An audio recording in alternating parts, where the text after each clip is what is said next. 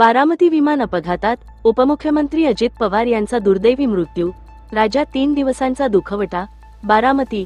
महाराष्ट्राचे उपमुख्यमंत्री अजित पवार यांचा आज सकाळी बारामती येथे झालेल्या भीषण विमान अपघातात दुर्दैवी मृत्यू झाला.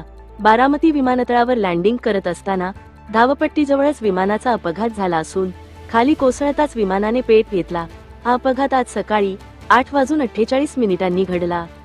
मुंबईहून बारामतीकडे जात असलेल्या या खासगी विमानातून अजित पवार हे आगामी जिल्हा परिषद आणि पंचायत समिती निवडणुकांच्या प्रचारासाठी 4 जाहीर सभांना संबोधित करण्यासाठी प्रवास करत होते. मात्र बारामती विमानतळावर उतरताना तांत्रिक बिघाड किंवा अन्य कारणामुळे विमानाचा तोल गेला आणि धावपट्टीजवळच भीषण अपघात झाला. या अपघातात अजित पवार यांच्यासह विमानातील सर्व प्रवासी आणि कर्मचारी यांचा मृत्यू झाला आहे. मृतांमध्ये कॅप्टन सुमित कपूर, कॅप्टन शांभवी पाठक, सुरक्षारक्षक विदीप जाधव तसेच फ्लाईट अटेंडंट पिंकी माळी यांचा समावेश आहे. अपघातानंतर घटनास्थळी मोठ्या प्रमाणात आग लागली होती. अग्निशमन दलाने तातडीने घटनास्थळी धाव घेऊन आग आटोक्यात आणली. अपघातानंतर अजित पवार यांचे पार्थिव बारामती मेडिकल कॉलेजमध्ये ठेवण्यात आले आहे.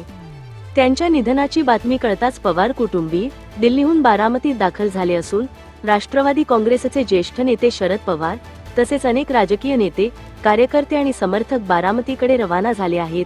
अजित पवार यांच्यावर उद्या 29 तारखेला सकाळी 11 वाजता बारामती येथे शासकीय इतमामात अंत्यसंस्कार करण्यात येणार आहेत. या अंत्यसंस्काराला पंतप्रधान नरेंद्र मोदी आणि केंद्रीय गृहमंत्री अमित शाह उपस्थित राहणार असल्याची माहिती आहे. दरम्यान अजित पवार यांच्या निधनानंतर राज्यात शोककळा पसरली असून मुख्यमंत्री देवेंद्र फडणवीस यांनी राज्यात 3 दिवसांचा दुखवटा जाहीर केला आहे. तसेच आज राज्यभरात शासकीय सुटी जाहीर करण्यात आली आहे.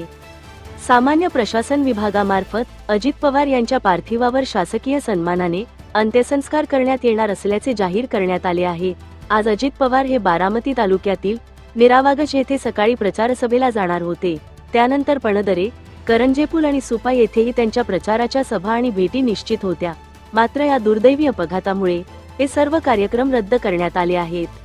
या अपघाताच्या कारणांचा शोध घेण्यासाठी संबंधित यंत्रणांकडून चौकशी सुरू करण्यात आली असून संपूर्ण राज्यावर शोककळा पसरली आहे.